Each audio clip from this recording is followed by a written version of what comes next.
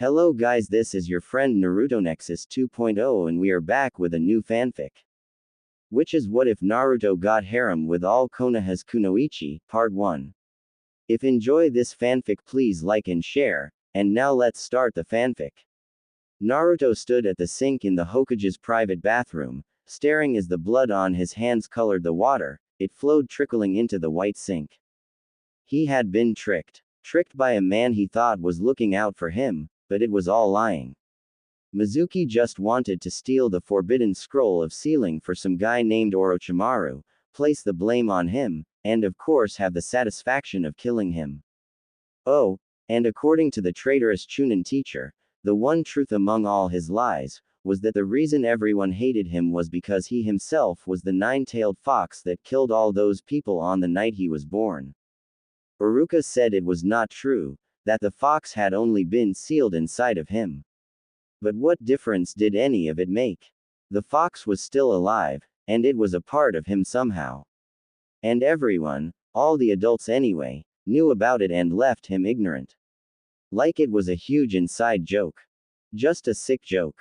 Naruto just kept looking at his hands as he held them, not moving, under the cold water. They were starting to get numb. He was so engrossed that he didn't hear the door open or the sound of heels clicking on the tiled floor. You're not going to get any of it off just standing there. Naruto-kun, slender rich-colored hands, with well-kept manicured nails, took his under the running water. The boy jumped out his of skin and ripped violently away, quickly backing away until he slammed his back against the opposite wall. Next to the sink was the Hokage's assistant and secretary.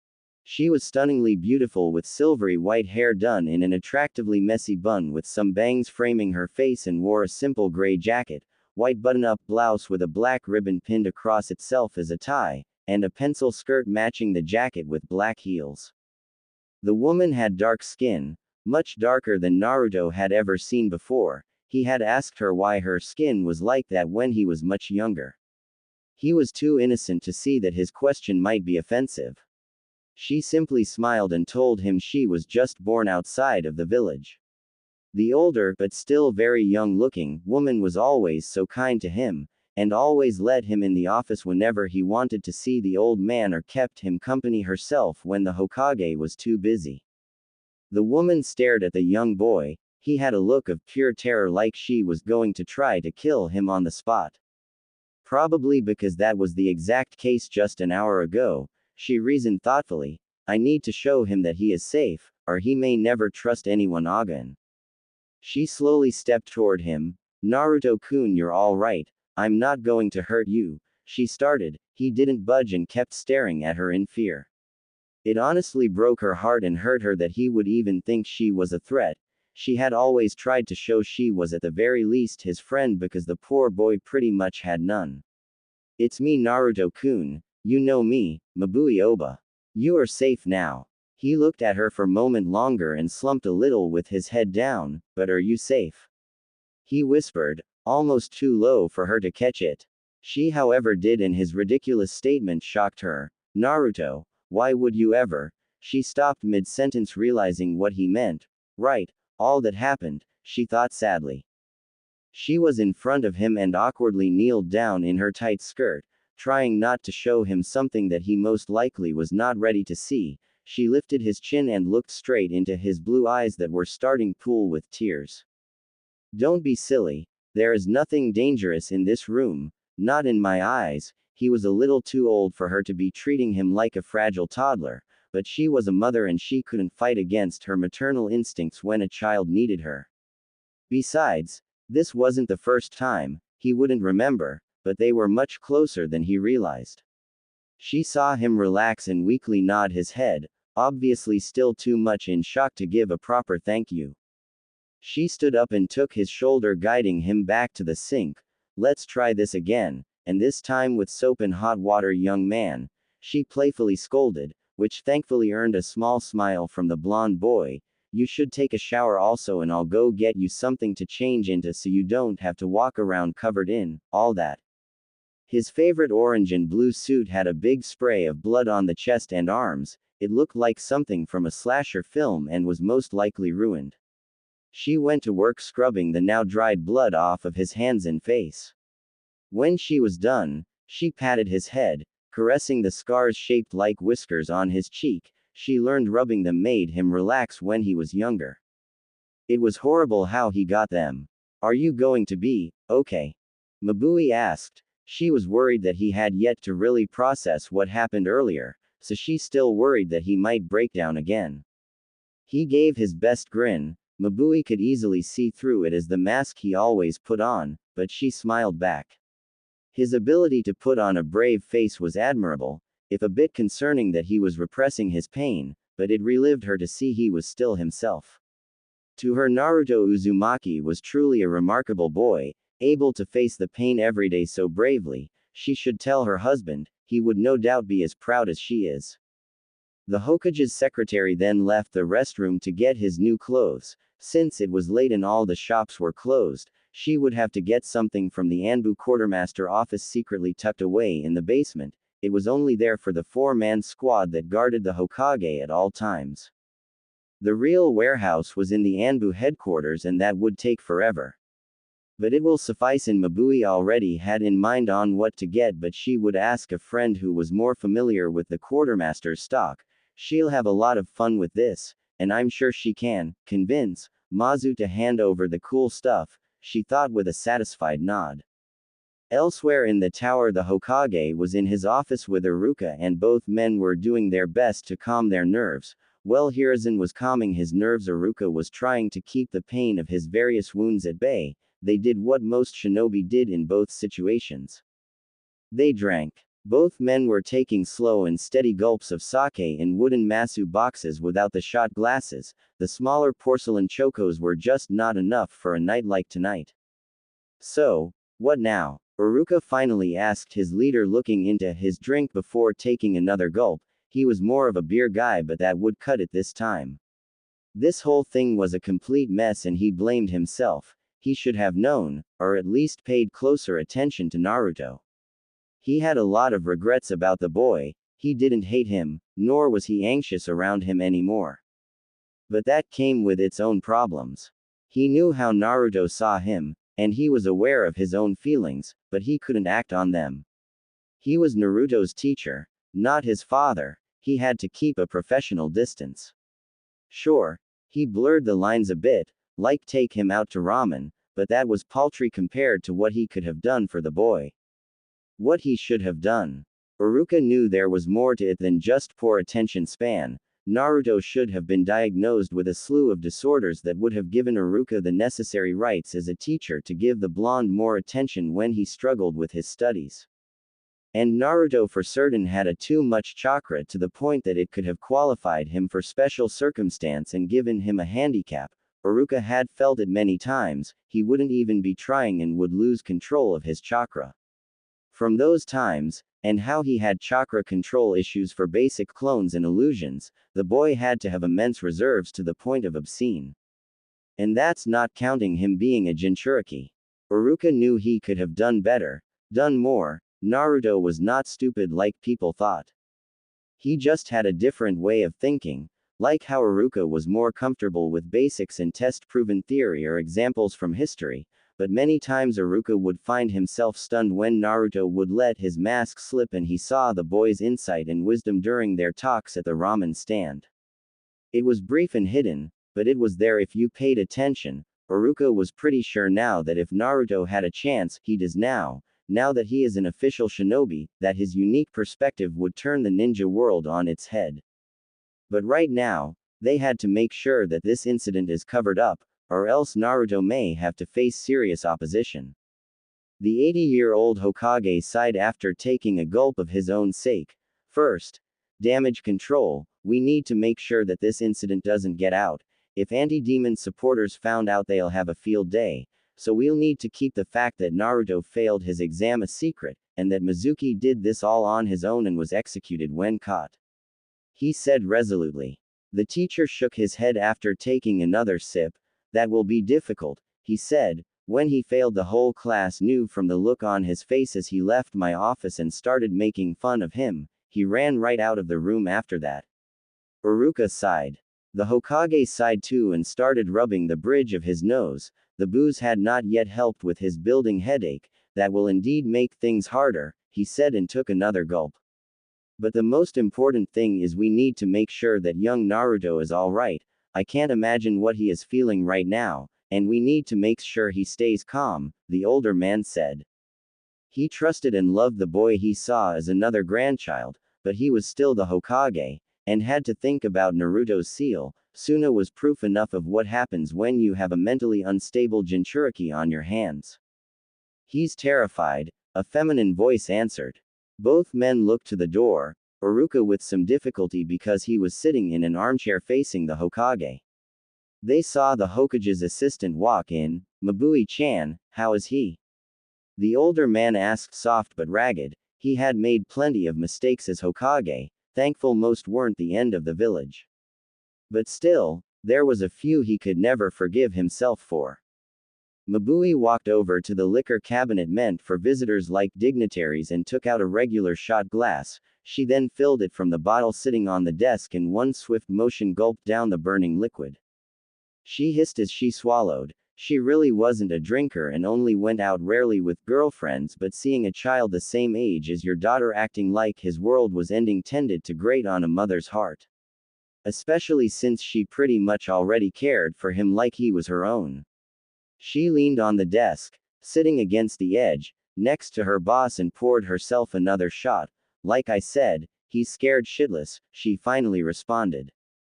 Both men knew the woman wasn't much for cursing, and tended to be the prim and proper type, so they reasoned that what they were seeing was the former Kunoichi and not the dignified secretary to the Hokage. She gulped her drink and exhaled and then continued talking. It hurts seeing him like that. For a full minute he kept looking at me like I was going to pull out a kunai. He will need to be given some time before you decide anything else. He was always a strong boy, but he'll need therapy after this. She finished and took one last shot before putting her choco down, showing she was done with the sake, at least for now. Mabui looked at her boss. With your permission, Hokage-sama, I would like some funds to get Naruto-kun some new clothes. I am more than willing to pay out of pocket. But I feel, that this office owes him the best we can buy. She said. I'm way ahead of Mabui-chan. In fact, I authorize for you to see. Sandame trailed off, sensing a familiar presence outside the door. Just then the door opened and walked in the one man none of the occupants wanted to see, especially tonight. He wasn't very tall but not short either. He had spiky dark brown hair, farmer tan skin, and had a distinctive X-shaped scar on his chin. He wore dark blue over-robes and a white kimono. One of his arms was held in the over-robe like a sling. He had bandages over his right eye and hands. There was a thunk as he walked with a cane. It was Danzo Shimura, the old war hawk himself. I hope I'm not interrupting Hiruzen. The bandaged man asked. Hiruzen glared at his old rival. The man had a habit of being perfectly on time for things no one wanted him involved in, but Hiruzen knew how to play his advisor and old friend's game. Well, we were relaxing for a bit. I'm sure you've heard, it has been a trying night. The Hokage spoke as casually as possible, but inside he was completely on guard. Danzo, if you are going to try to use tonight to get your ugly mitts on that poor boy again.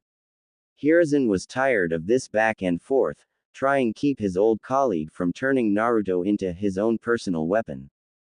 Mabui had been working for her boss for years, ever since she came to the village, and he took the hat back as a matter of fact, and she knew that the elderly man was on edge. In those years she learned to be wary of the old war hawk. From what info she was privileged with as the Hokage's aide, she always was afraid that he might come for her daughter and make her into the very thing her old village wanted. But like it or not, she still had a job to do, so she placed a polite, and fake, secretary's smile on. Good evening, Shimura-sama, may I offer you a drink? She asked with practiced ease. Hiruzen had walked around his desk to sit in his chair, leaving poor Iruka to sit nervously next to Danzo. That would be lovely, my dear, thank you. I'll take a masu like these gentlemen. Hiruzen was stuffing his pipe, but dropped it on the floor, almost breaking it and spilling the still unpacked tobacco. He looked at his old rival shocked. Danzo, you don't drink. The elderly Hokage was ready to have a heart attack when he saw the man actually shrug in response. The scarred man plainly said, "There's a first time for everything and I'm not getting any younger." "Ah, thank you, Ms." He finished accepting the small box from the young woman as she poured him a drink into his waiting hands. "Ah, I apologize, Mrs. Hitaki, I misspoke." The grizzled man corrected but seemed to ponder something as he took his first sip. "Forgive me again, this is none of my business, but you are still married, are you not?" he asked, in a bizarrely gentle tone, at least for him. Mabui blushed a little at the embarrassing question. It wasn't that she didn't love her husband dearly, but they had been separated for 3 years now, and she had only seen him here and there and when he spent time with their daughter. She had told him that he could come home, but he had yet to. "You know I am still married. We are just working some things out." That last part was a slip, but the out-of-character man heard it. "I am sorry again. I am an old man and we old folk are a bit nosy, but if I may give some advice, young lady," he asked politely, to which he got a nervous nod from the dark-skinned woman. "If you want him back home, then bring him back home. We men are stupid, and it has taken me 80 long years to realize that. We live in the past and never move forward. We obsess on one thing and never see what is around us, and when we get old, we are so set in our ways that if we do see it is too late and we die with regrets." He looked at her and Mabui actually felt comforted by his gaze. "If you truly still love Kakashi, then you will save him from himself and drag his sorry back to his daughter, where he belongs and is needed." Danzo, the man who took in orphans to strip them of their emotions and make them killing machines, ended his passionate speech. Mabui was stunned, but she felt for the first time a little hope. She gave the old man a genuine smile and refilled his masu. She didn't know if she could trust the man or his words, but she couldn't deny his logic and it gave her a lot to think about. But she was certain that letting this go any longer would only hurt their family. She had to find her husband and talk to him. One thing was for sure, she had been so lonely, and missed being in his arms. Now Hiruzen was sure that his fellow elder was up to something. First, Danzo hadn't had a drink in years, and even then, it was just a small beer when they were much younger men. Second, as far as the Hokage had known him, he had never gotten emotional, ever, not even when the man's wife died in childbirth. And his son, well, that was something nobody talked about anyway. Iruka was also unsettled by the elder's behavior. He was not known for being courteous or polite, and actually spoke even to the daimyo like he had the right to give their country's ruler orders.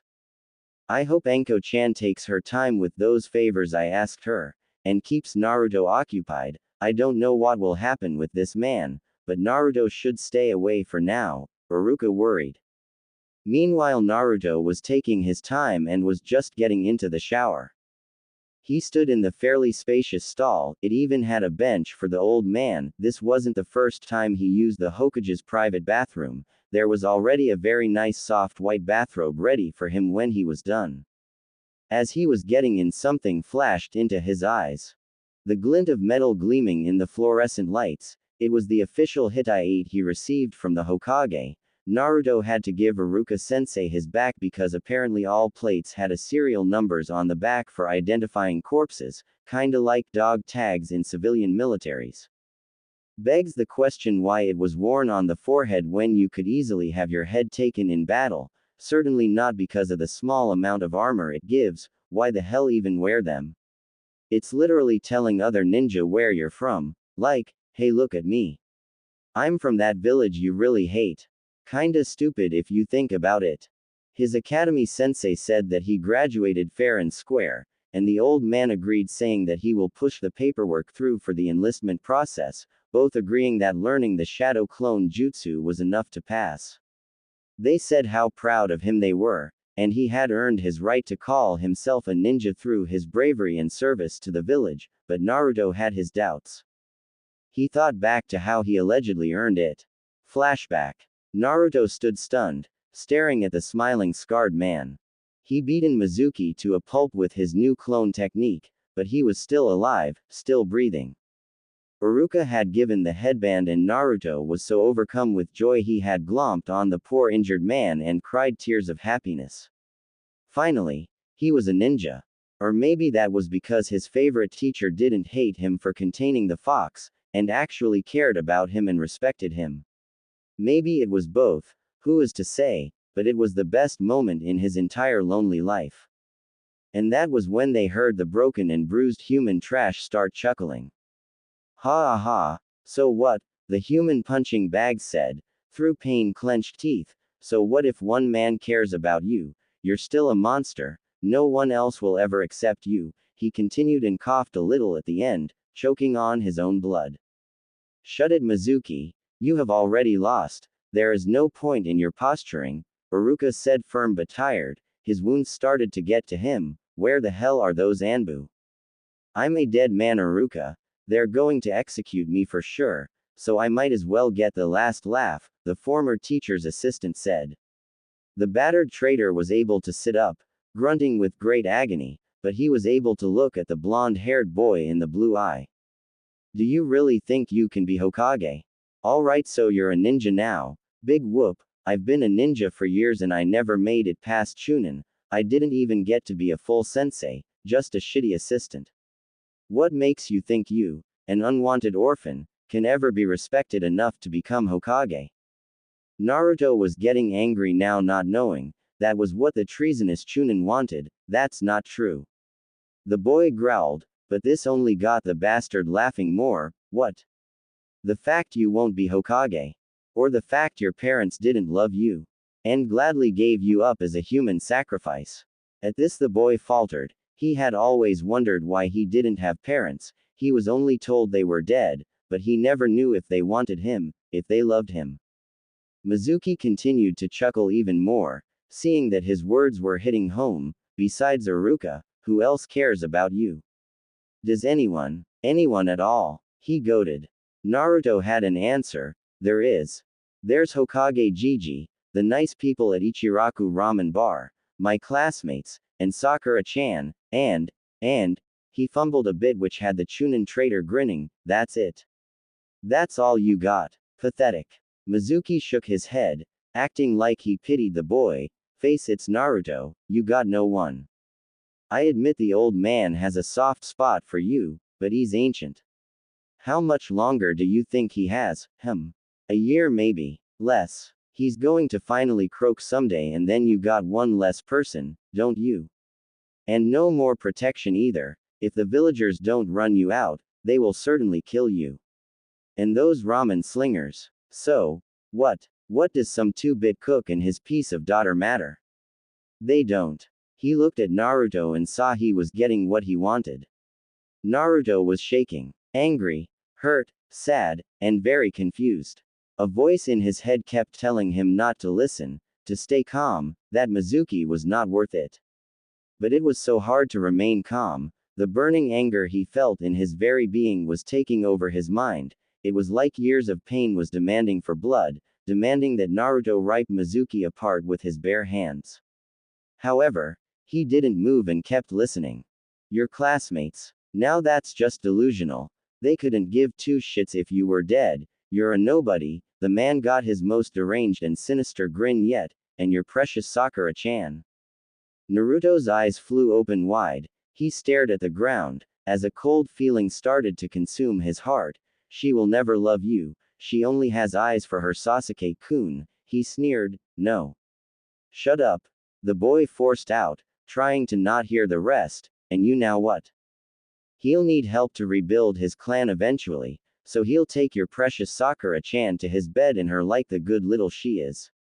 Naruto shook his head violently, trying to will the images of the girl he loves being taken by his rival. No.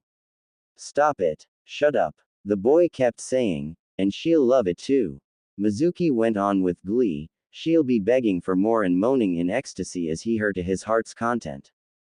That's enough, you sick bastard. Iruka roared. He looked at his student. Naruto was shaking more violently now, mumbling incoherently. Iruka was worried for him, The boy had been through more than some ninjas since he was little. The emotional stress right now could finally make Naruto break. Don't listen to him, Naruto. You have plenty of people who care about you, and Sakura isn't with Sasuke. He tried. That last part was the best he could come up with. He couldn't deny the traitor's logic. Sakura had always loved Sasuke. He watched for years as Iruka tried to get her to be less of a fangirl along with her peers, but to no avail. He saw the sensei even talk to the Harunos, Sakura's parents, but they said that their attempts were unsuccessful as well. Mizuki laughed harder, drowning out his words. Yes. She'll take his noble Uchiha over and over again, moaning and crying out his name like a cheap whore. He laughed out loud. Then he started to make a bad impression of the pink-haired girl, Sasuke-kun. Oh, Sasuke-kun. Yes, Sasuke-kun, yes. Me harder. He was gasping for breath, he was laughing so hard. And then, the traitor went too far. Yes, Sasuke-kun, me like a whore. I love you, Sasuke-kun. Never that demon, Naruto. After that everything went black, and then red. All Naruto could feel or hear was two things. His eyes burned and stung as a rush of energy filled him. There was voices. One was muffled, a man's voice, something about controlling himself. The other, however, was much clearer. Kit. Naruto, listen to me. It's okay. You are loved. You are loved. Please stop. The voice begged through sobs. Naruto then felt himself be engulfed in a hug from behind and ripped back away as he was restrained. Naruto blinked the rage-induced reddish haze away and shook his head clear. The burst of energy left him and now he was so tired and his skin felt like fire. He looked around and he was still in the forest. There were brown leather-clad arms wrapped around his middle and he felt two big squishy round things behind his head. He looked and was met by watery brown eyes, purple hair, and leaf protective plate. It was a woman. She seemed familiar. She stopped whispering comforting words in his ear and looked at him. Naruto. Naruto, can you hear me? She asked firmly but with clear worry, but she didn't seem mad or anything. The blonde boy just nodded, and she breathed out, thank God. Anko-chan, Iruka said as he was helped over to them by an Anbu with silver spiked up hair and a dog mask. The purple-haired woman, Anko, looked at his teacher. It's all right now, Iruka-kun. He's all right now, she said as Iruka and the Anbu both seemed to breathe a sigh of relief. All right, everyone, stand down. A gruff aged voice called out. Naruto looked to the voice and it was his surrogate grandfather, with Anbu ready to attack. Naruto whipped his head around and finally noticed that he was surrounded by Anbu Black Ops, all putting their weapons away. He always had a sense when it came to know if someone hated him. It was like he just knew if someone had bad vibes, and all around were pushing out some major vibes. But when they dropped their guard, the feeling went away, as if they weren't directing their fear towards him. Gigi. What's going on? He asked with a quivering voice. The elderly man just gave him a kind grandfatherly smile like always, but even Naruto could tell there was a hint of something sadder in his weary brown eyes. It's alright, Naruto-kun, you're safe now, the Hokage said, but Naruto could tell he was worried about something.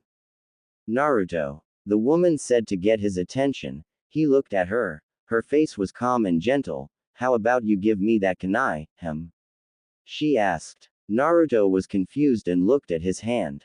He wished he didn't. He did in fact have a kunai knife in his hand in a death grip, and he was covered in blood. The boy started to panic. What? He tried to struggle out of the woman's hold, but she held on tight. Naruto, it's okay, you're alright. You are not hurt. Just calm down, hun, and give me the knife, she said.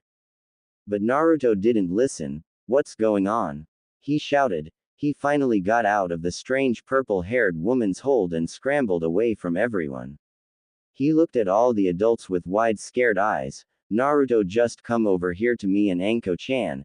Everything is going to be alright. Iruka tried, but he shook his head as he continued to back up. His foot bumped into something, and he started to look over at it. Naruto. The woman said, raising her voice. He looked back to her. Don't look at anything but me. Keep your eyes on me and come over here. Please. she said, voice filled even more concern. Naruto didn't know why, but he went to look again. Naruto. Don't look, she shouted. But it was too late. Naruto saw in the dim moonlight that he bumped into a sandal that was still on someone's foot. He looked up slowly and he saw it was a person on the ground. He then saw the white hair of Mizuki. But just when the boy's eyes landed on his face, the clouds cleared in the night sky, revealing the full moon, giving more light. And then he saw it all. Mizuki was covered in stab wounds all over his torso.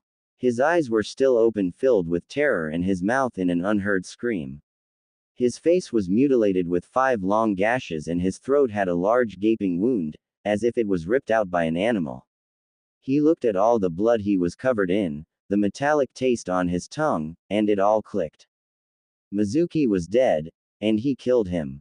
Naruto stumbled back. He felt nauseous and dizzy. He heard voices calling out to him, and then he was falling, and then black. Naruto spun around and dropped to his knees before the white porcelain bowl and heaved. He threw up and didn't seem like he was going to stop. Oh God, what have I done? He was able to cry in between hurls and then repeated. Mizuki was a traitor, scum of the earth, but Naruto was the one who had to deal with consequences now that he was dead. He had made his first kill. He had been blooded.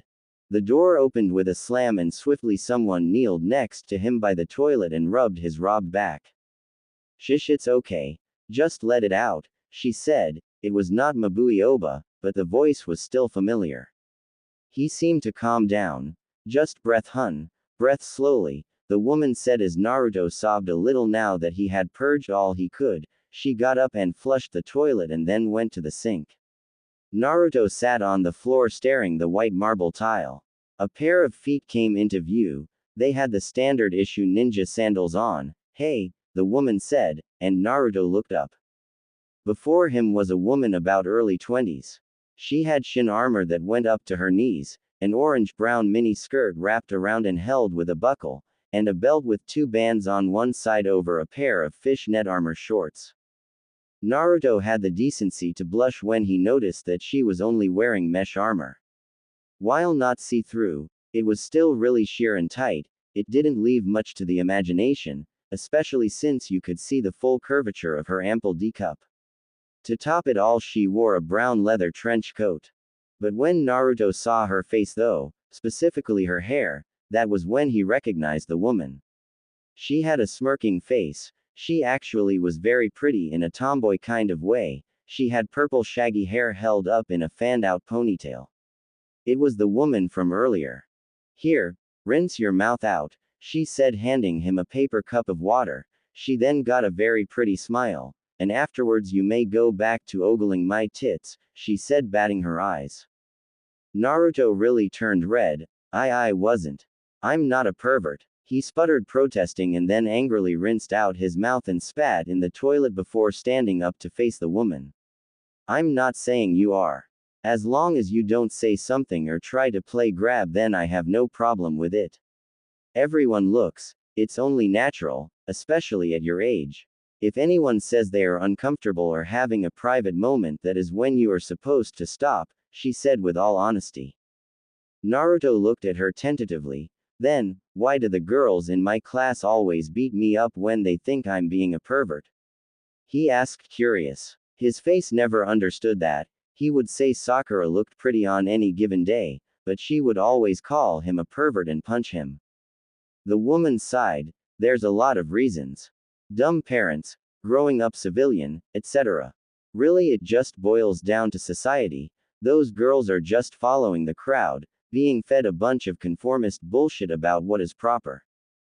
If we lived in another village, those girls would be getting a major wake-up call with real seduction training and not tea ceremonies and flower arrangements. Trust me, it's not pretty. They have no idea how privileged they are to live in Konoha. Most Kunoichi get treated like street-walking whores and never get the chance to be more.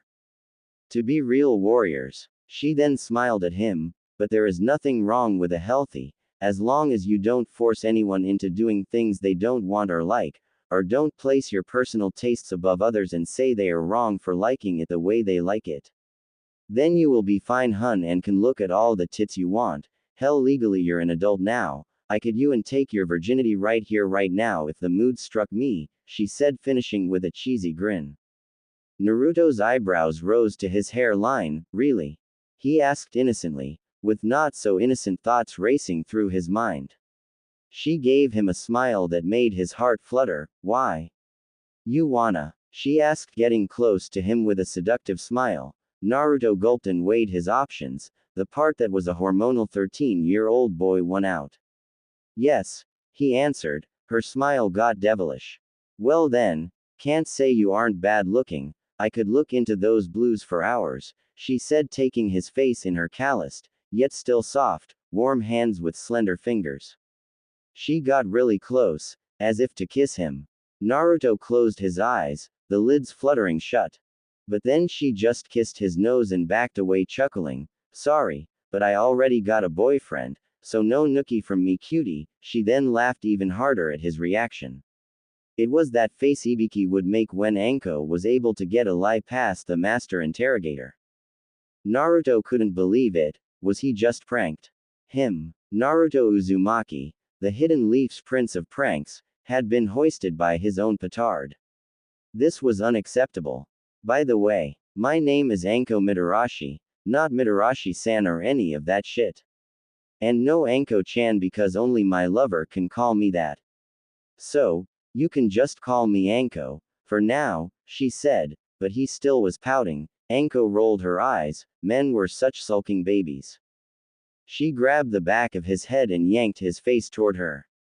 Before Naruto knew what was going on, his face was enveloped by something he had never felt before. The boy's face was mashed into two squishy but firm orbs that smelled really nice. It felt like heaven, like home. There, happy now? Anko asked. Naruto looked up to her voice. He saw her smiling, playful face looking down at him, and that's when he realized it. She was hugging him, and his face was comfortably fitted into her large and amazing. Anko saw that shocked but happy look in his eyes and chuckled. Works every time, she mentally cheered. Stay with me, kid. Don't go passing out on me now, and if you get blood on me, I'll never do this for you again, she said, and got a muffled, yes ma'am, from the blonde boy. She held him there for a little bit longer. He grew up without a mother, the kid deserved a little coddling. She stroked his hair and was rewarded with him wrapping his arms around her back. He gave out a cute sigh, snuggling into her bosom more. The poor kid, all he ever wanted in his life was a little affection. Anko had actually been by his side his whole life. When she first saw him as a baby, she fell in love. She tried to adopt him but was denied. The Hokage was willing but didn't like that she was so young, only 15, so he was reluctant.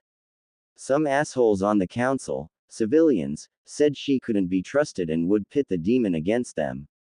But it wasn't just her. Her best friend Mabui tried too. That went over just as well. It worse than Anko's response, really. Not even Anko had heard of such language but made a note to look out for it so she can act accordingly.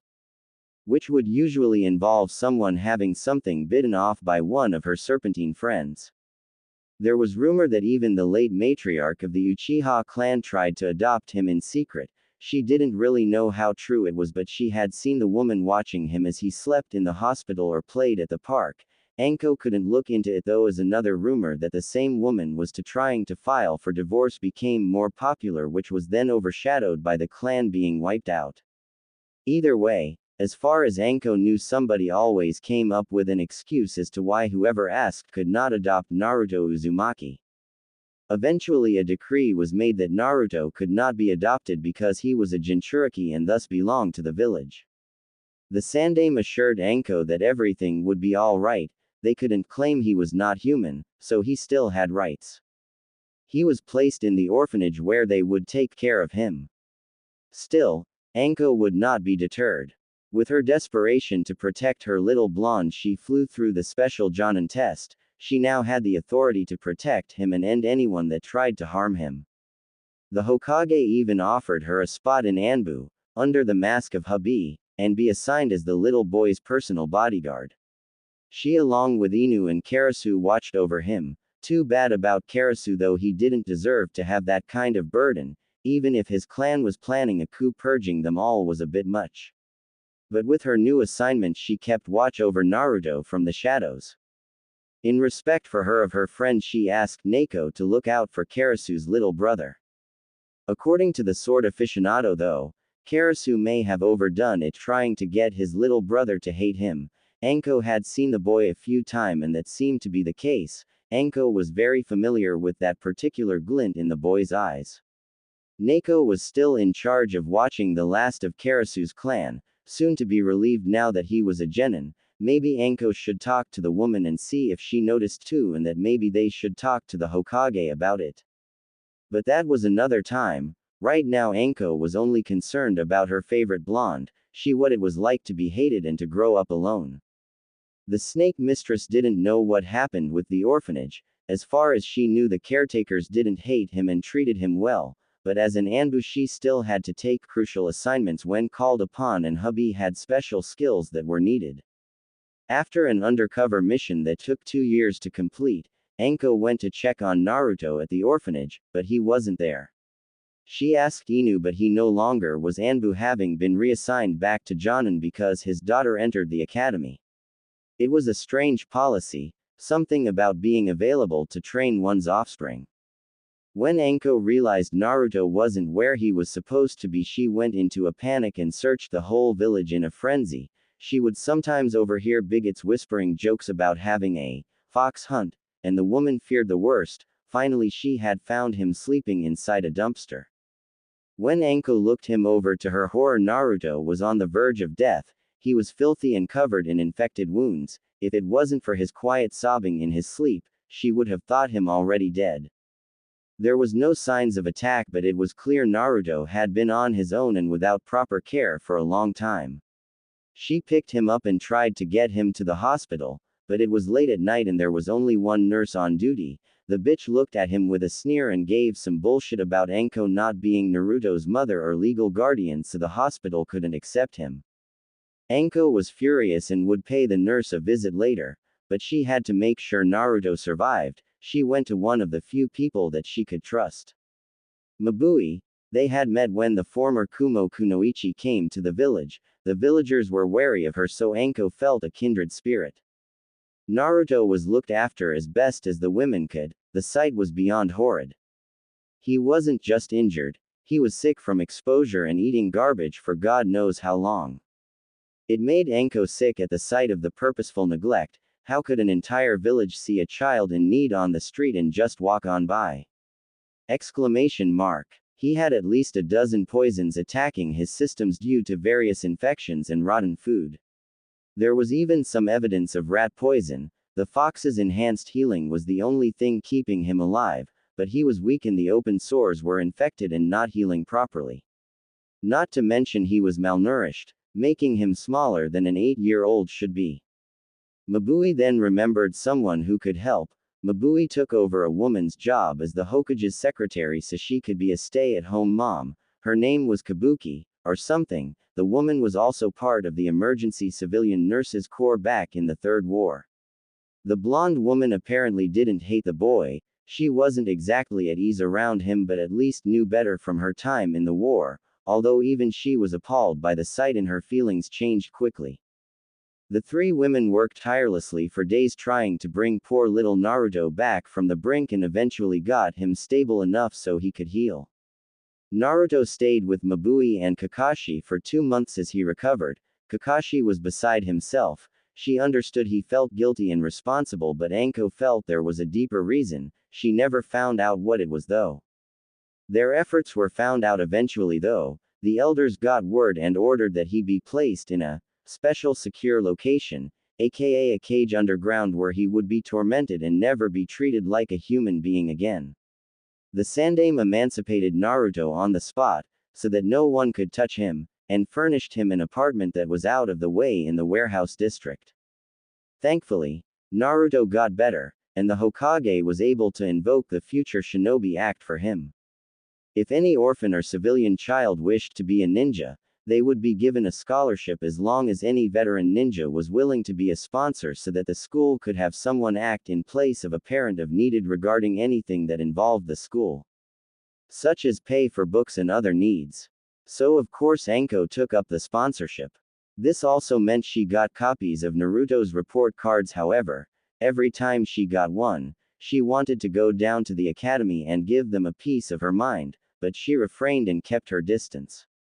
She didn't want her own bad representative to make Naruto's worse.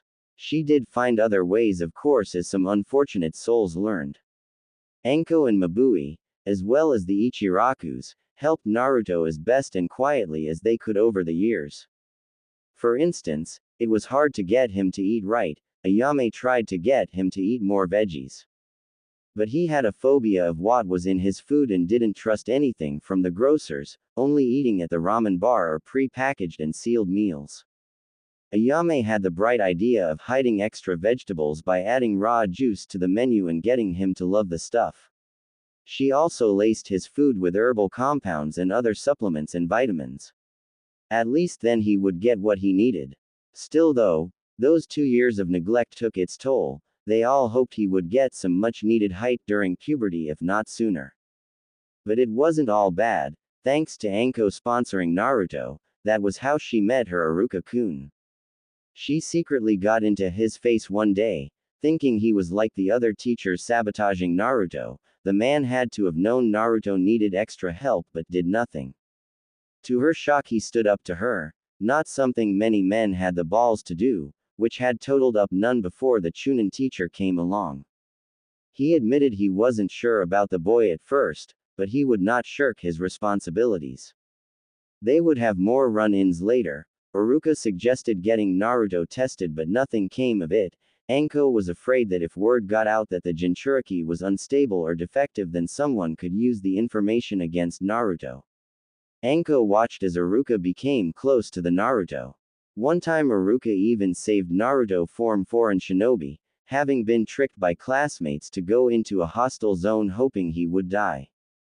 Anko was impressed and decided to give the Chunin teacher a special reward.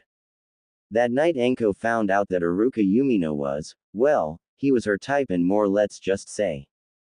They were officially dating by the next morning, and because she told him they were and he was no position to argue, they have been together since. Eventually Anko had to leave Anbu because she didn't want to leave Naruto again. But for now, he was doing fine, well about as fine as one could be when you are the village black sheep. So, for the last 2 years she had been working with the T&I department, which was great. It was like she had found her calling. But still, she wished she could do something that let her be more involved in her little blonde's life.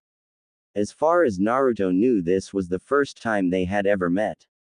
Anko started thinking, now that Naruto was a ninja, he would be going out there into the world to fight for his village. Was he ready? She believed in him, but still she would feel better if she had a guarantee that he was safe. But how? Kakashi had already called dibs on him, but he has never passed a team yet, and they will make it so he has to train the Uchiha above all else. Hatake was the only one in the village who could. According to Iruka-kun, it was most likely Naruto, and this Sasuke kid would be on the same team anyway. Anko's lover admitted that he was not hopeful if this happened. The two boys were constantly at odds, and Iruka felt that would be detrimental, if not to team cohesion then certainly to both boys' self-esteem and personal growth. Anko would agree.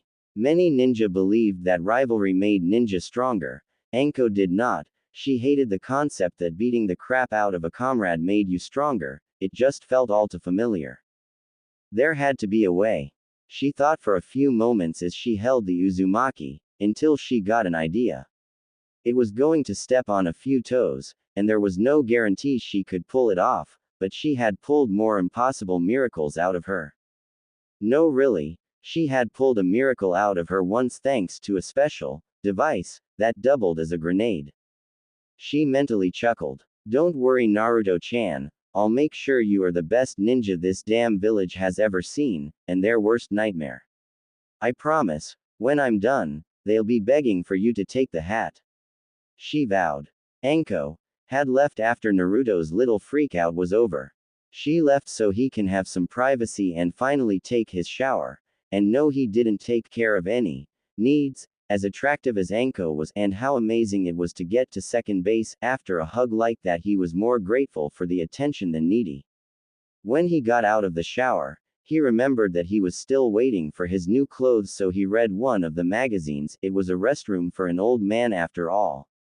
It would be another 20 minutes later that Anko would come back alongside the returning Mabui, who finally had some clothes for him. The two women seemed to know each other and were talking away about something, some kind of plan that involved the graduates. He didn't know, as he only caught the tail end, but what happened next would forever be the most embarrassing and, well, confusingly arousing conversation of his life. Yup. The two very attractive women told him he was now an adult, so he needed to know some things, very important things, and gave him the dreaded talk. Naruto learned where babies came from. And the fact two mature and smoking hot women were telling him made it all the more uncomfortable. While Mabui used diagrams and explained more mechanically, Anko was like a crazy over-aunt that had admittedly good advice, if a bit pornographic. Still, Anko was adamant about drilling things like consent and safe. Poor Naruto popped a boner and couldn't seem to keep it in his robe. Thankfully both women didn't tease him, saying it was natural. He learned something strange though. Apparently his member was not supposed to look like that naturally. According to his impromptu tutors, he was something called circumcised. It was a procedure done to babies sometimes. Mabui said a lot of parents thought it was cleaner and healthier, but Anko said it was not popular in this region, so who in the hell did this to him? He was an orphan. Who went and made that kind executive decision? The ordeal was now thankfully over, and the older women left with Anko making a joke of blowing a kiss and telling him to call her. He knew what she meant. He watched TV. Now he had privacy and could change into the clothes the Hokage's assistant had gotten him. To his surprise, there was a pair of orange boxers with steaming bowls of ramen. A note was pinned to them. It read, "A good ninja must remain hidden." It was signed by Mabui Oba with a heart. He got the meaning. There was nothing wrong with wearing his favorite color, he just had to wear it in a different way. He slipped on the new clean underwear and continued. He first put on the mesh armor shirt, a common item for ninja, both shinobi and kunoichi alike, that came in many styles but often resembled regular clothing. This one was a tight long-sleeved t-shirt with a crew neck. The mesh was made up of wire, almost like the kind used in combat, woven in a tight fishnet pattern with a layer of fabric between the wearer and the armor to keep from chafing. This was perfect given that all warriors, ninja or otherwise, used a blade of some kind. The metal wires were almost impervious to slashes and cuts. The pants were a dark navy blue and a little baggy. As he pulled them up, he felt something. Rubbing the cloth in between his thumb and index finger, he found the pants also had mesh wire in between two layers of lightweight but durable textile. Useful, he thought, quickly putting them on. I loved that it had lots of pockets. Now it was time for footwear. A pair of black leather steel-toe boots, something Naruto never had before. Ninja always wore a special kind of sandal that looked like sneakers with the toes cut off. Not practical, and the excuse was tradition, but in actuality it was because sandals used less materials, so they were cheaper to make. Naruto actually hated wearing sandals. 2 years of his childhood was spent homeless after he had to leave the orphanage. It was either stay or watch, as his presence kept supporters and potential adopters away. After all the kindness he was shown by the caretakers and all those kids that would no longer have home if the orphanage failed, the choice was clear to Naruto. But in that time, he learned what it meant to be without, and there were sandals plenty in every trash can. Naruto always wore a pair of standard sandals he got from the Hokage once a year, but the thing about sandals was, they aren't much use in the rain or snow. He always thought ninja who wore them in the winter were insane. It was a miracle that his feet never turned black and fell off. He always hated the cold since and made sure to stay warm even though the land of fire was a bit of a southern climate. The boots were an unexpected treat. He never could afford any before. He quickly put on the cozy socks and slipped his feet in. The young orphaned Uzumaki had tears building up in his eyes. He had never had anything so comfy, or warm, in his life. Mabui Oba was always so nice to him, but this was something he would forever be grateful to her for. Naruto started to lace them up and decided to tuck his pant legs in, no point in tripping over his own trousers. The last was a new jacket. It was almost identical to his old one, but it was black leather instead of the orange canvas material. It had the same blue shoulders and cream padded collar like his old one. When he put it on, it too was quite snug like his shirt but not as much, giving plenty of movement. Normally he liked baggy clothing because A, he didn't want his movements restricted, and B, because he was still growing and didn't get a lot of chances to buy new things. Naruto thought about it and Anko flashed into his mind. Was it her? Did she help get me all this stuff? But why? Naruto remembered how she saved him from his own rage, now realizing that he had been overtaken by the power of the Nine Tails, the way she had held him in the forest and just a few minutes ago. Does she care about me? But why? I've never met her before, I think. Naruto shook his thoughts away. Whatever her reason, she made it clear she didn't hate him like many other adults, so he will make a point to get to know and thank her for her kindness. Since Mabui knew her, then maybe they hang out or something.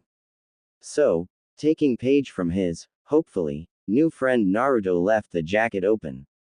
After he was dressed, he discovered that there was a large box, a kind of crate or trunk. On top was another note. A ninja must be well equipped and ready for anything, always be prepared and keep your enemy guessing.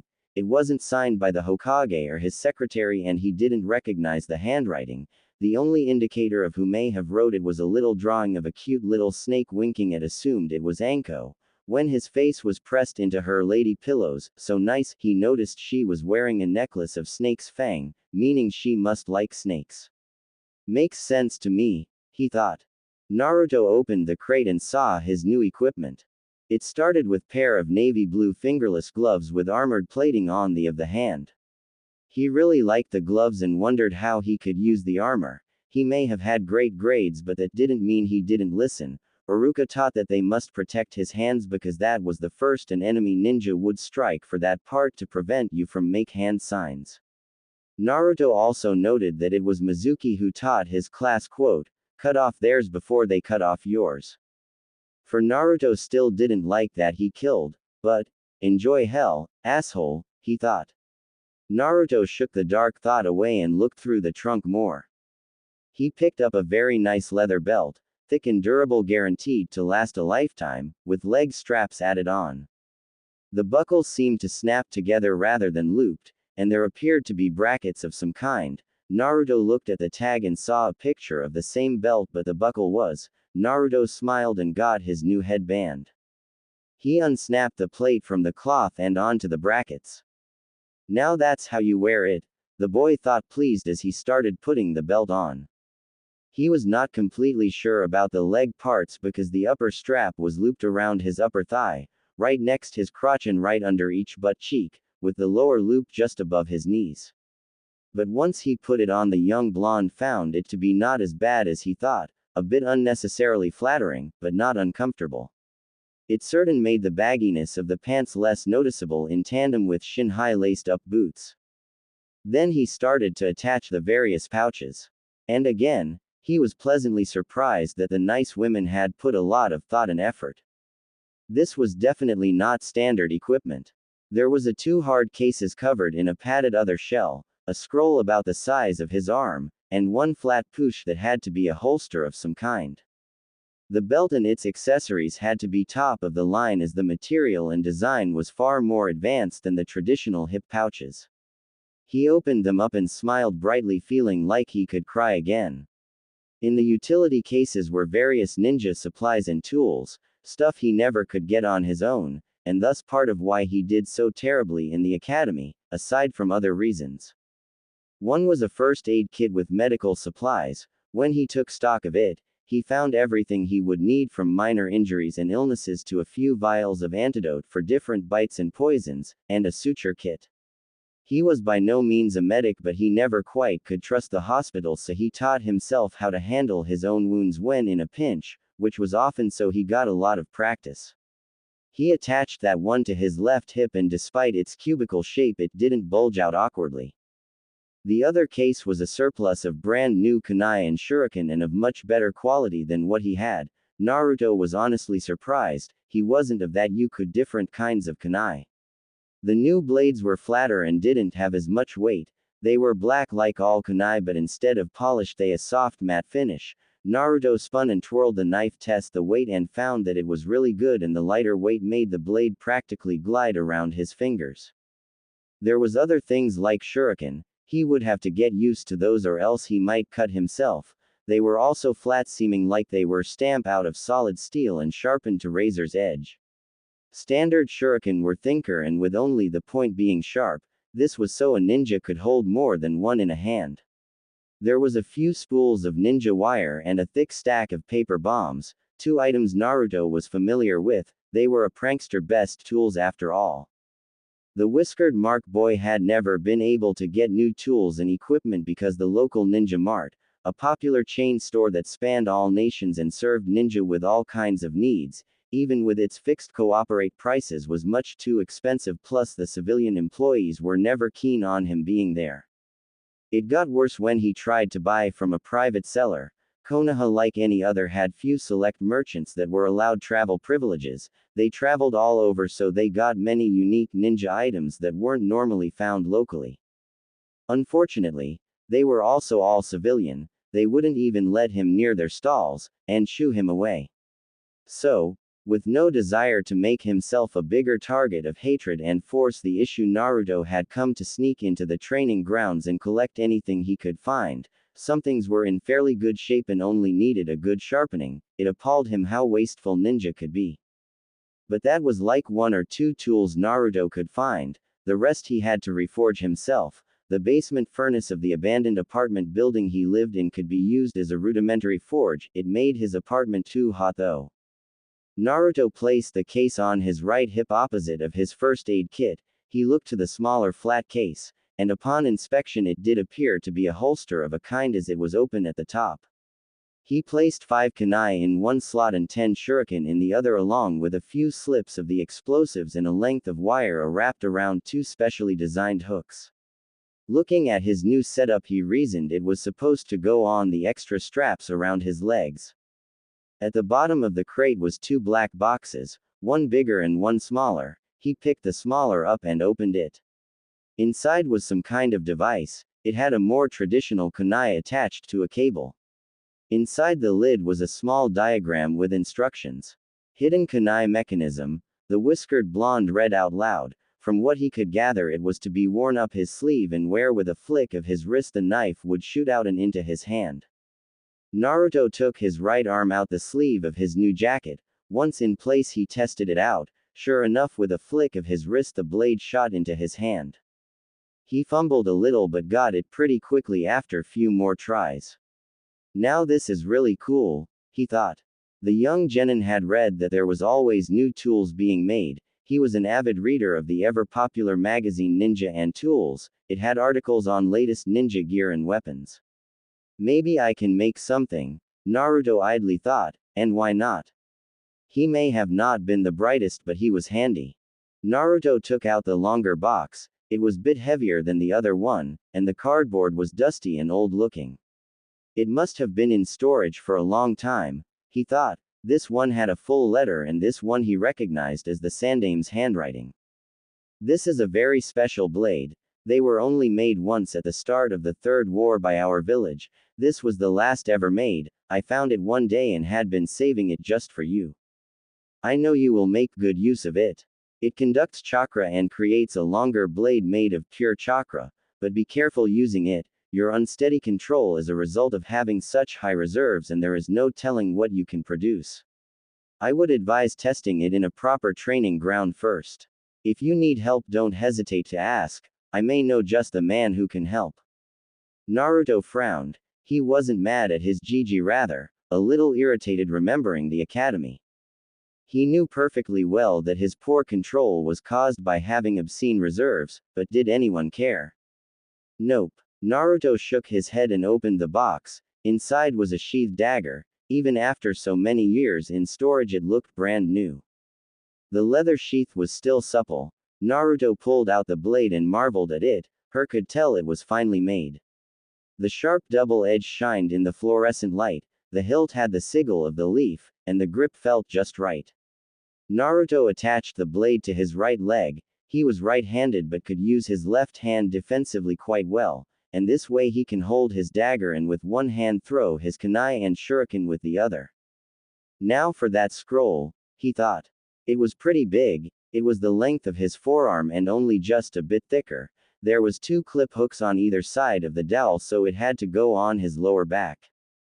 He looked at what was in it as the last scroll he read had a really cool clone jutsu that he could actually do. He opened it up and he was puzzled. In it was strange symbols. It reminded him of paper bombs, but the center symbol was not right and a few of the ones circling it were in the wrong place.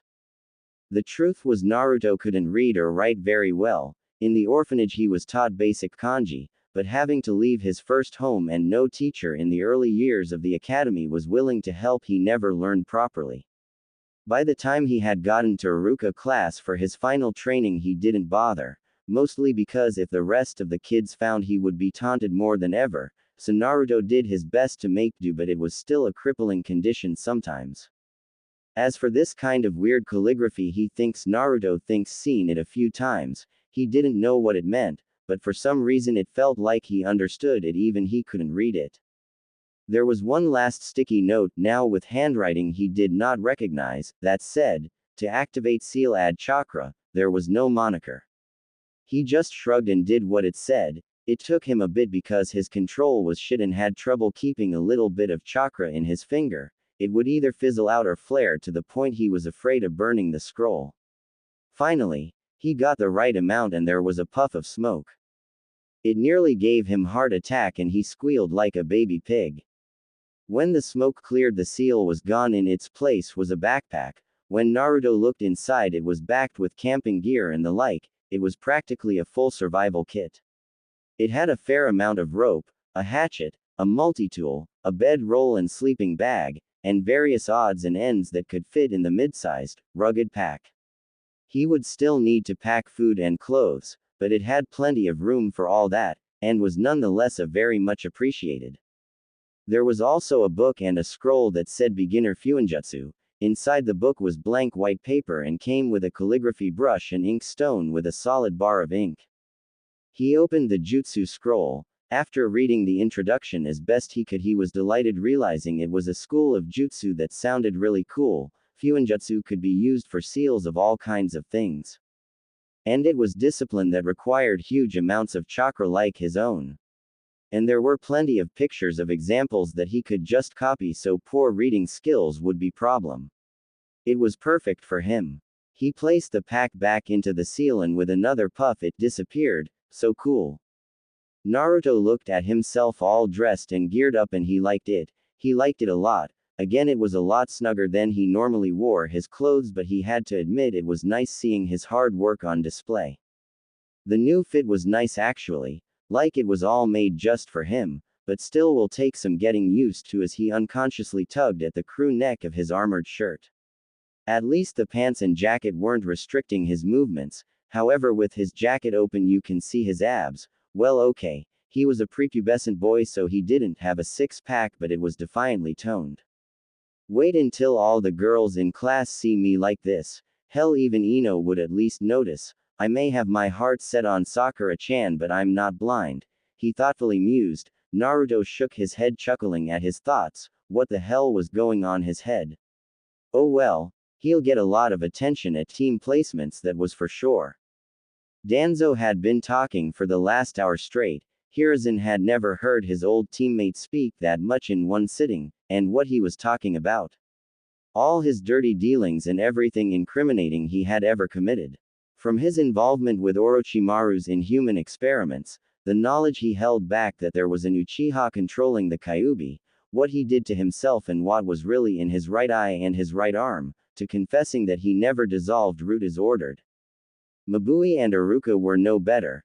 Some of the man's confessions were just downright sick. Mabui, who had just come back from dropping off Naruto's things, was especially appalled. He made his root Kunoichi do seduction missions, real seduction like she was trained to do back in Kumo, even though such orders had been forbidden in Konoha for over 3 decades now.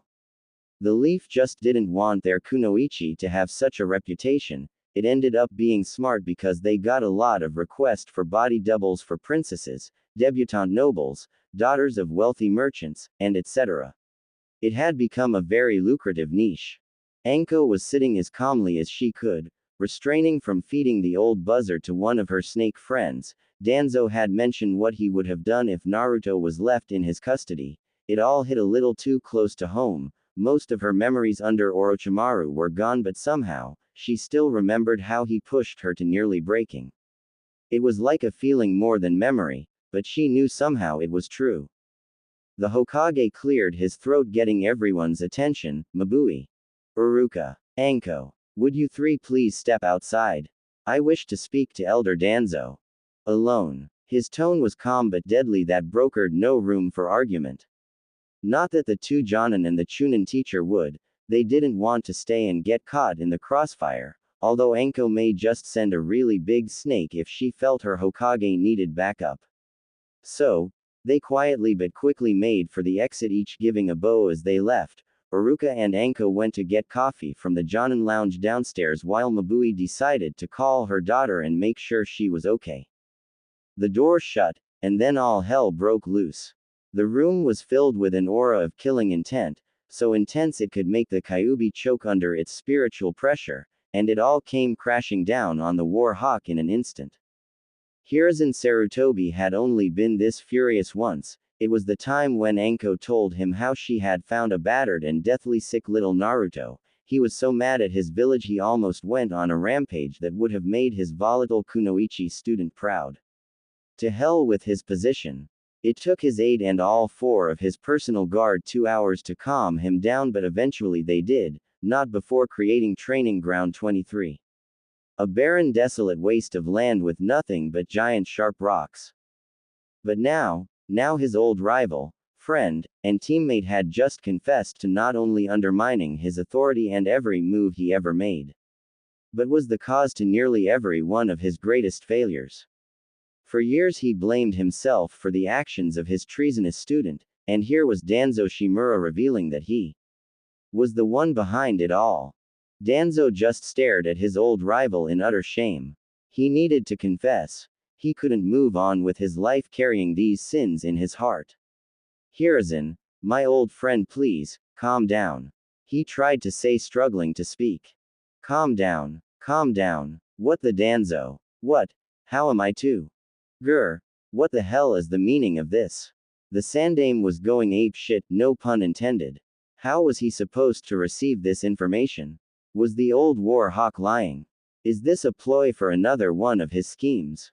The Hokage just looked at the man across from him with the hard glare of a leader to one of the most powerful military powers in the world, a position not given lightly. Only to a ninja hardened by years of battle can achieve it. Danzo was sweating and starting to breath heavier. If he was in better health, he could handle this kind of aura easily, but not in his condition. Hiruzen, I'm begging you, please calm down. I can't take much more of this, he ragged. He then coughed, getting blood on his white handkerchief. The Hokage eyes widened and reined in the hostile aura, and Danzo started hacking and coughing up a storm now that he was free. Never had the man been unable to handle the pressure-killing intent. Hiruzen looked closer, and to his shock Danzo looked like he was about to keel over. Hiruzen immediately got up and went to his old friend's side. He took the sake bottle and refilled his masu. Here Danzo, drink this, he said as he handed the bandaged man the square wooden cup. Probably not the best idea, but the alcohol would at least calm down his nerves. Danzo took the drink carefully with shaking hands. Thank you, my friend, he said gratefully and took a few good gulps. Danzo, are you alright? The third asked, concerned. Danzo just chuckled mirthlessly. That is a loaded question, but as for this moment I am fine, Hiruzen. The Hokage looked at the man he had known since they were boys. Never in his life, even when Danzo was crippled in the Second War, had Hiruzen ever seen his longtime comrade look so frail. He was pale and for the first time looked his age, older even. The leader of the Leaf made his way back to his chair and picked his pipe up. He started getting it ready again, all the while waiting for his old friend's explanation. Danzo watched the Hokage and saw the look of expectance in the man's eyes as he smoked his pipe. He waited until the Hokage had gotten settled. This will be fun, the old war hawk thought and looked at his comrade straight in the eyes. I'm dying, Hiruzen, was all he said. The Hokage looked at Danzo for a moment, processing what was just said. When it hit the leader of the Hidden Leaf Village, he was stunned, then he started to chuckle, his amusement grew and so did his laughter. Until he was slumped over his desk pounding his fist, guffawing like a madman. The old war hawk was not as amused, however. So you think my impending death is funny? Danzo growled out, clearly trying not to raise his voice lest he give the man more reason to mock him. He has made some grievances against his old friend, sure, but he didn't think it constituted his demise being something to laugh at. Hiruzen kept laughing and Danzo finally had enough. Knock it off. You perverted old monkey baka. He roared. Hiruzen Sarutobi didn't know why he found the fact one of his oldest friends dying was funny. Maybe it was just the timing of it all. Nonetheless, he tried to control his humor. He calmed down and wiped a tear from his eye. Calm down, grumpy old buzzard Tem. Now that Hiruzen had control, he smiled at his friend, enjoying the old nicknames. I'm sorry, my friend, but you have to see it from my view. Is that what this is about? Some attempt at saving your soul by confessing your sins? The old Hokage asked, although he was still chuckling at the thought, knowing Danzo was not like that. Danzo blinked a little, thinking about it. That was not his intention. He just wanted to make amends before he died, if not for himself then maybe for the few people who still called him friend after all these years. He didn't really care about things like religion, he thought more on it, and indeed the whole thing was a bit absurd. The elder started chuckling with his Hokage and before either knew it they were both laughing anew. It had been a long time since they could laugh together like this, far too long. Danzo was the first to calm down. Yes, I suppose it does seem like that, doesn't it? He said. His smile then became melancholier, but it's still true. I don't have much longer for this world, he said, looking down. There was so much he had to make up for. The Hokage looked at his friend with care. Even after all Danzo had done, he couldn't really hate him, and it saddened him to see his once confident rival turn into a dying old man. Hiruzen thought back on when he taught young Naruto about forgiveness. Danzo is right, I am much too merciful, the Hokage thought. How much longer? The Sandaime finally asked. The elder merely shrugged and reached for the bottle to refill his wooden cup. Not long. A year, my medics tell me, maybe less, he said, pouring himself a new drink. He was taking a gulp when his compatriot asked, how? A simple question, that had a complicated answer, but one he was prepared for. Danzo put his masu on the desk and stood up. He then proceeded to take off his bandages, the sealing arm braces, and the upper portion of his robes, revealing all that he had done to himself. Hiruzen looked on in horror at what Danzo had become. He wasn't lying, he really did it, he thought in heartache. Danzo, what have you done to yourself? He couldn't help but ask, and the warmonger chuckled. I already told you, I have funded and overseen many things that I thought would benefit the Leaf, regardless of whether it was ethical or not. But really, as I have come to realize, it was all from my own hubris. I just could not let go of the fact that Tobirama-sensei made you Hokage and not me. For that I am truly sorry, my friend. But my arrogance has become my downfall in the end. My body is too old and can no longer sustain the modifications I have made to it. The irony made me realize that even if I wasn't dying, I still have simply grown too old to be what this village needs. And all my ideals will go unfilled and die with me, Danzo said, a few tears escaping. He had truly wasted his life. The Hokage felt for his friend. I may not completely understand what you are going through, but please believe me when I say I empathize with that statement. I was supposed to retire long ago, as you already know, he said. I suppose we both are just getting too old then. Danzo agreed as he redressed himself. Hiruzen nodded, feeling the same.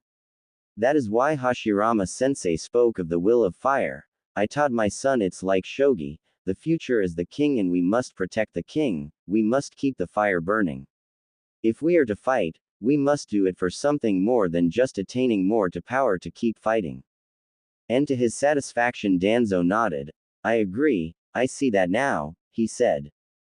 Danzo, you really are trying to change, the Hokage thought.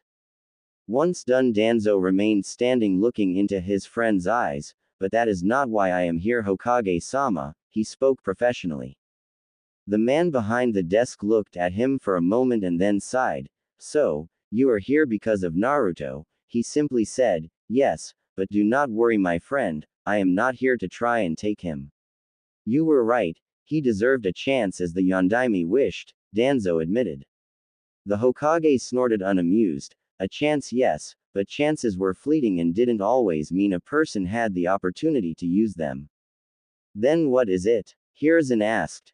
Genuinely curious, there was no reason for Danzo to involve himself if he did not have an agenda. This new Danzo will have to take some getting used to. The former Anbu commander and elder to the leaf held his stare into old friend's eyes. I know what has happened tonight, I know what the young Uzumaki has gone through. I believe it would benefit him if we told him about his parents, Danzo said. Hiruzen nearly jumped out of his seat. The knowledge of Naruto's relation to Minato and Kushina was so secret it didn't even have a rank. The Hokage figured that Danzo already pieced it all together, but there was no reasonable explanation as to why he thought it was a good idea to tell the boy his heritage. Hiruzen huffed out a large cloud of smoke harshly. Danzo, we can't. That knowledge is dangerous. If Minato's enemies found out he had a son, but was cut off by the elder, if that were the case, then they would have found out by now and made an attempt to kill the boy. For Kami's sake, he looks just like his father. And another thing. What were you thinking giving him Kushina's clan name? The Uzumaki were attacked and hunted down for a reason. What would have happened if someone recognized the name? If anything, he is more at risk of being recognized as an Uzumaki than a Namikaze, Danzo stated. At that moment, as Danzo's logic registered, the aging Hokage nearly had a stroke. How could he have not realized that? Most folk only knew Minato as just the Yellow Flash, or Yondaime. If Hiruzen had named the child Naruto Namikaze, no one would have noticed. Not even in Konoha. Hiruzen had to make a lot of decisions when Naruto was a baby. The best he could do was follow his late wife's example with their own children and the advice of his most trusted medic. If only Bawako was alive at the time, she would have known what to do. But that's beside the point. All of Minato's and Kushina's enemies are either dead or lost interest after they died. Hiruzen thought for a moment. He couldn't argue against that. There was hundreds of tales of vengeful ninja, but the truth was those were only a few hundred out of a few billion of ninja that lived their lives every day. People just loved a good story more. Violence and drama unfortunately made excellent stories. However, there was two that he could think of who still definitely held a grudge even now. I assure you, Danzo, Onoki and A would love to get their hands on the son of the Yellow Flash and the Red Death. Onoki will want some kind of petty revenge for the bruises to his ego he still carries. And A will want to take him for whatever power he thinks he can gain from Naruto. If not that, then certainly to take the fox. Danzo shook his head. He may be trying to turn over a new leaf in the face of his imminent end, but he still mostly kept the same beliefs. The one belief was that a ninja were often too cautious and emotional. They would miss opportunities or allow situations to escalate needlessly.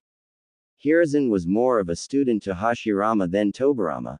The first Hokage was a man of admirable contentment while the second tended to be admittedly paranoid, but nonetheless the Shodai's non-confrontational views blinded him to the threat that was Madara Uchiha. Danzo sat back down and sighed. He knew Hiruzen was right, but had to convince his friend. I'm well aware of that old dirt flea's belligerence, but he is in no position to risk another war over just one child. Danzo said. The Hokage stroked his short beard, nodding, yes. As I understand, the new daimyo of the Land of Earth, Lady Tsuchime, I believe is her name, is not as approving of his decisions as her father, he said. Onoki has made it difficult for anyone to travel to the Land of Earth, having continually increasing security on their border, or so I have heard. Danzo nodded back and replied, to the point that he has nearly, if it isn't already, crippled the national economy by harassing traders from other countries. Lady Tsuchime has been trying to get him to back down. She wants the past to be forgotten, and to rule in a more diplomatic manner than her predecessors so that her country can thrive with new allies. He added one more thing, and as I hear, she is not happy with how her father's assassination was handled and is aware of the rumors that the Stone Council might have actually been responsible. As of yet she has not cut ties with Stone, but she doesn't trust Iwagakure anymore, to say the least. Hiruzen nodded. It was a frightening possibility that a ninja village could fall out of favor with its home country. Not even the 5 great villages were safe. For example, Grass Country had officially denounced their own village after a meager 20 years since its founding. Kusagakure had been only an attempt to make a name for the Land of Grass and was completely under the daimyo's control with only a Jonin as the figurehead. But the Grass Ninja had been getting greedy and accepting missions from the criminal underworld. The Grass Daimyo couldn't allow his country's reputation to be tarnished, and so he cut all ties with the hidden Grass Village, making them enemy hostiles in their own country. And now they were nothing short of brigands accepting work worthy of a cutthroat mercenary or yakuza. The only thing that kept them in somewhat legitimate standing was the infamous Blood Prison. That was why every Hokage since Tobirama had the Clan Lord Council, the elected civilians that represented the general population, the Anbu and Jonin commanders, the department heads, and finally those who had been given the official title of Elder by the sitting Kage. All were to act as advisors for the Hokage and help him make decisions. But in recent years the civilians had been getting too much power. Now that 5 clan seats were empty, the Hokage had more or less become their whipping boy. Hopefully with Danzo now more amicable he can get little more of his power back. You are thinking about the council, aren't you? Danzo said. Hiruzen looked up and chuckled. Am I that obvious? He said, and Danzo smiled back. You always let off the smallest amount killing intent when you do, especially when you think about the civilians. I assure you, my friend, with the short time I have left I will endeavor to rectify this. Hiruzen shook his head in amusement. We're getting off topic. While I concede on your point for Iwa, what about Kumo? The wise man asked. His friend looked at him and simply said, you know exactly why I won't risk going to war and risk harming this village, and those in it. The Hokage looked at the elder somewhat shocked. How much do you know? He asked seriously. Danzo looked at Hiruzen with an even stare, not threatening, but certainly disapproving. I know who she is, how she was able to get here safely, as well as UNA's agreement so that she and her family are left in peace. He saw the panicked look on his friend's face. Don't worry, I won't tell Mabui, or the Hyuga, but you can't hide it forever, Hiruzen. That is one sin you did completely on your own without my help. As I have come to believe recently, we all will meet our judgment in the end. Hiruzen Sarutobi looked down in sadness and shame. After all the tragedy of the Kyuubi getting loose, he had to let in that poor teen girl that had shown up at his gates heavy with child, regardless of the consequences. He just had to do it. Danzo watched his friend with equal shame. At the time he was still his old self and the fox's rampage had only made it worse, so he was of course against the reinstated Hokage allowing asylum to a rogue Cloud Kunoichi. He didn't care that she was pregnant. He thought he could just hold her captive like so many other women before, threatening her child for cooperation. Once the child was born, he would have had her killed and taken her daughter for his root. He thought of the girl he had been training for the last 5 years, what he made her do to the only person she saw as family, how he raised a child that so much looked like the wife he had lost, and the daughter he pushed her to marry the man who would be her killer. Was this punishment from Kami? Maybe I am religious, there is so much I have to repent for, the former war hawk thought. The Hokage looked at his friend calmly, a small amount of grief still in his eyes, thinking of his own beloved Bawako and how ashamed she would be of him. It seemed Hiruzen couldn't argue anymore and had to admit the truth, mostly to himself. I've wanted to tell Naruto, really I have, for so long. But I just couldn't do it.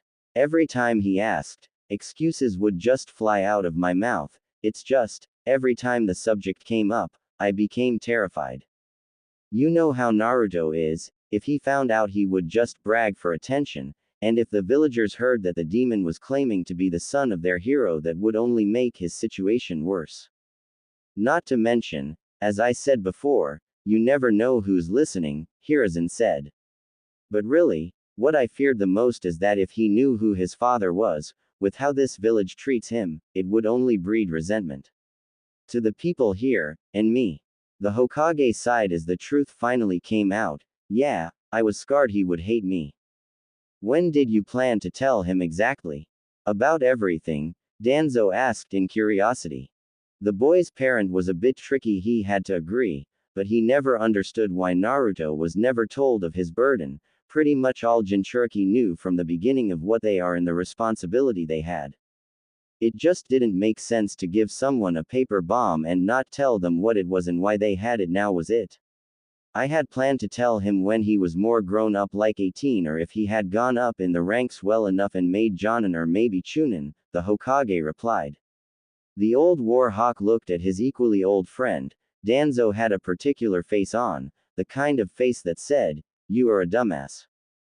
Hiruzen sulked a little under his gaze and asked, "What?" In response.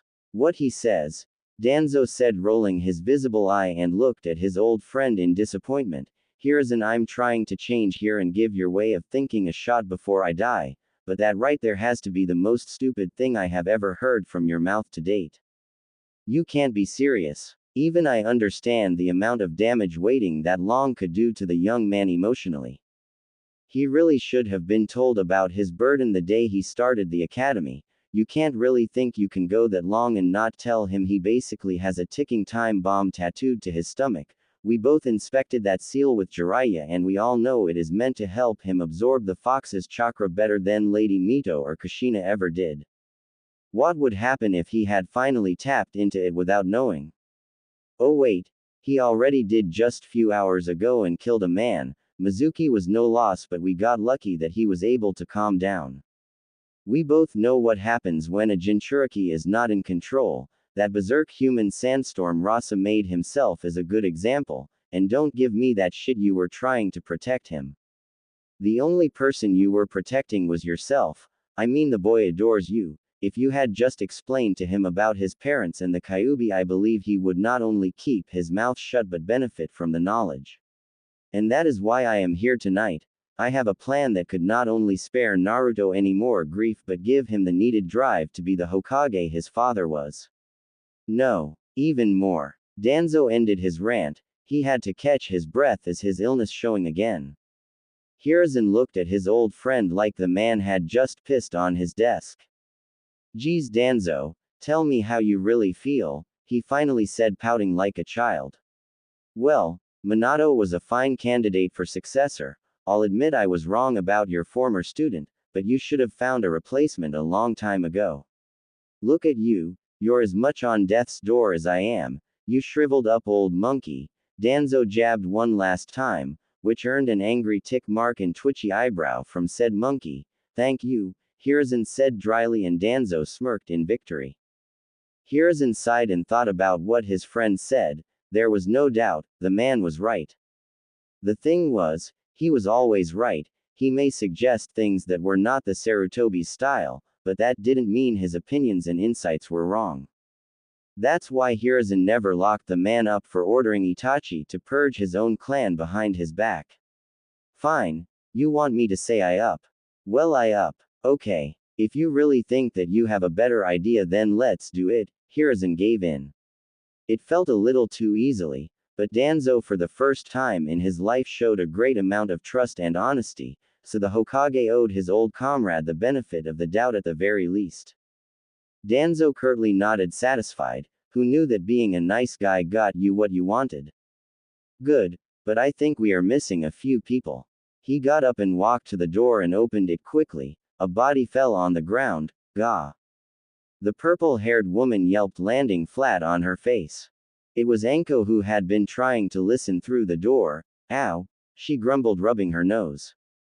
Sweetheart, are you all right? An overly worried Iruka asked his girlfriend as he helped her up. She's fine. If it wasn't her face, it would have been her. The Hokage's secretary chuckled, earning a glare from her best friend. Enko looked to her boyfriend with a loving, pretty smile. I'm fine, honey, she said, giving him a short kiss, making the man blush. Enko then returned her glare to Mabui. No thanks to some people. Mabui decided to play a game, one her husband in particular loved playing with his own best friend. She had made a show of checking her nails, still flawless, and looked to the other Kunoichi as if she just realized she was there. What was that, dear? She innocently asked with a bored look. Enko gasped dramatically and pointed an accusatory finger to the dark-skinned woman. Oh, you did not just try to pull that shit on me. There was a bit of chuckling at the door. Now, Enko, my lovely wife was only playing, no need to be offended. Everyone looked to see a tall man. He wore a standard Jonin uniform with armored fingerless gloves. His most striking features was his sliver spiky hair, cloth mask, and most notably how his Hittite was tilted over his left eye. This man was famous. He went by many names. Copycat ninja, hero of the Sharingan, friend killer, but to one woman in the office he was the father of her child and her lover. He was Kakashi Hatake. The former Cloud Kunoichi smiled when she saw her husband. She had really missed him during their separation. She then remembered what Danzo said to her. Kakashi came up to his wife, smiling at her with his eye like he always did. Yo. Mabui Tenshi. He greeted, calling her angel like he always had since the night they met. He was acting playful. Some would think he was being insincere, but Mabui knew her husband better than anyone and could hear the love in his voice that never died and never will. Mabui steeled her resolve. No more of this. She smiled at her husband and went right up to him. Kakashi looked a bit startled, wondering if she was gonna hit him. In his mind he was no good and didn't deserve his wife and daughter. To him he believed his angel hated him. Every day for the last 4 years he just sulked, waiting for his wife to serve him divorce papers. Their marriage was not awful. They just argued maybe a little too much. He would push her buttons a little too far and she would scream a little too much. No marriage was perfect, and you couldn't fault one built on teen pregnancy for being tense, yet their daughter didn't deserve to be around that. But it came to a head when he majorly screwed up, which resulted in a particular heated back and forth. When his peaceful child returned the day of her first graduation, how disappointed he was in her, the things he said to her.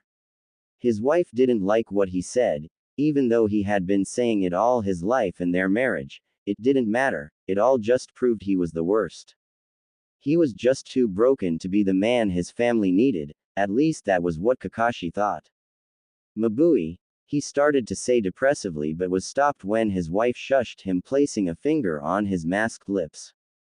To his shock and that of all present, she pulled down his mask and backup mask and kissed him for all she was worth. Kakashi was helpless as his lips were assaulted by his beautiful wife, her lips glossed with her favorite rose petal lip balm so soft and plush. She held him firm from escaping with her arms wrapped around his neck. There was nothing he could do, and it had been so long since he kissed the love of his life properly, so he closed his eye and wrapped his arms around her, surrendering to his angel once again.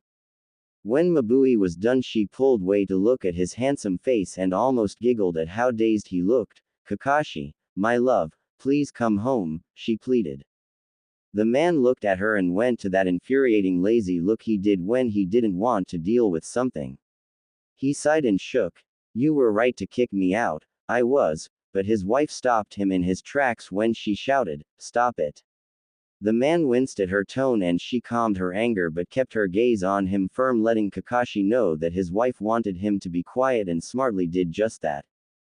Kakashi, I know you still hate yourself for what you said to Ayako. Mabui actually sniffed, trying not to cry. Despite freeing herself from Kumo, she still found it hard to cry openly. Kakashi stayed quiet, letting her talk. It was all he could do for her, for the strength she's given him. But she loves you and has never held it against you, she said. The woman's green eyes became somber with guilt.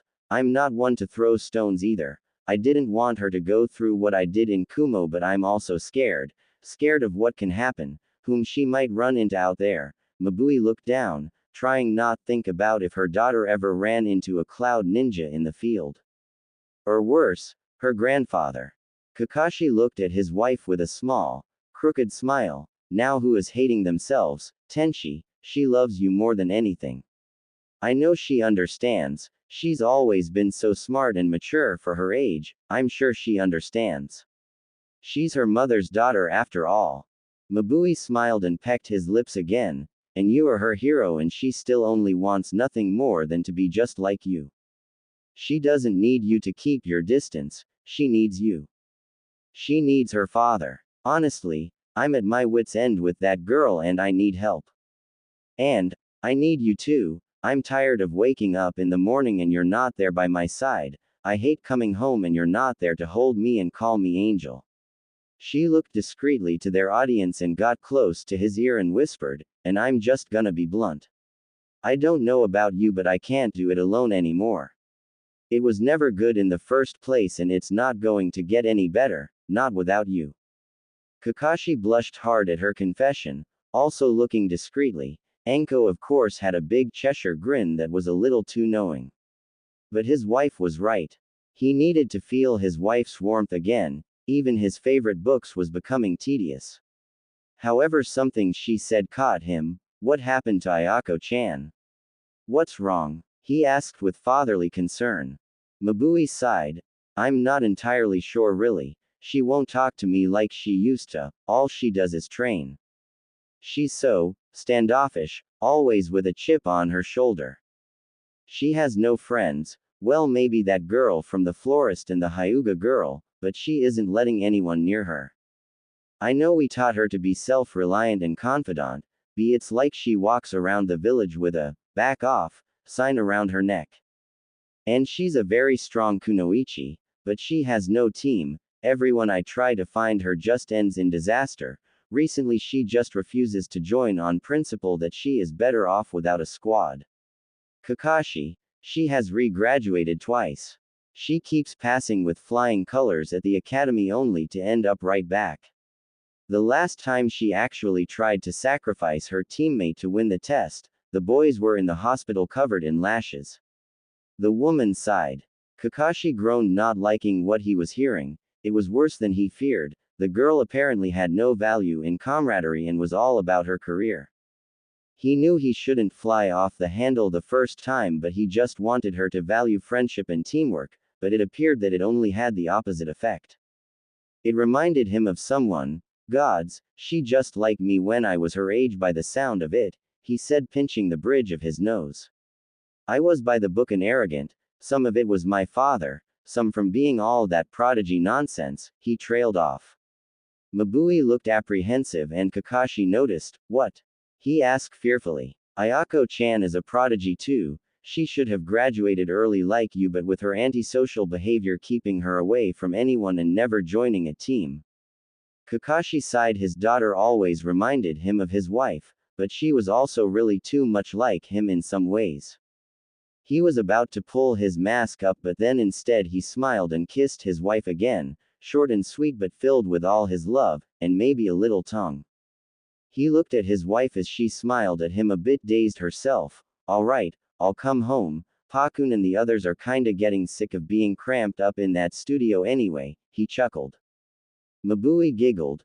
Poor babies. She then got a scary sweet smile, but the rule still stands. They do anything to my nice clean house. I swear to the gods, if there's so much as a spittle of drool on my good couch, we are building a kennel and they are sleeping outside and you with them. Are we clear? She said, still smiling but also releasing killing intent. Kakashi gulped. Yes dear, Crystal, I'll tell them.